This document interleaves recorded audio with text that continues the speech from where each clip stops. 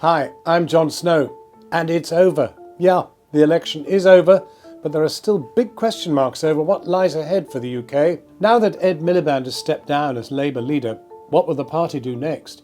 First of all, a battle to become the next leader. And for Labour, some pretty hard thinking on why it lost and lost so big.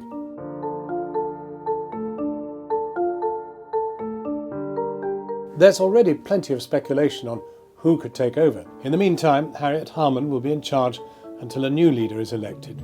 Before we talk about the likely contenders, though, there's a bigger question. How did Labour get it so wrong in 2015, and what needs to change? The biggest problem for the party is that there are quite different answers, depending on whether you look at what happened in Scotland compared to England and Wales. North of the border, Labour was quite frankly obliterated by the Scottish nationalists, keeping only one seat in the whole country.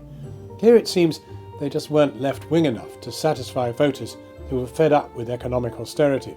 And without those serried ranks of Scottish MPs, Labour hasn't got a realistic chance of ever winning a majority of seats at Westminster. But many activists say the lesson of defeat isn't to turn more left, but more moderate. Look at the results in England and Wales, and it seems that Labour didn't manage to benefit from the collapse in Liberal Democrat support. In other words, people who decided not to vote Lib Dem were more likely to choose the Conservatives instead. Maybe, say some commentators, they just didn't trust Ed Miliband to run the economy. So, who could take over? Already plenty of names are being mentioned. Some you might have heard of, like Yvette Cooper, whose husband Ed Balls lost his seat in one of the biggest shocks of the election night.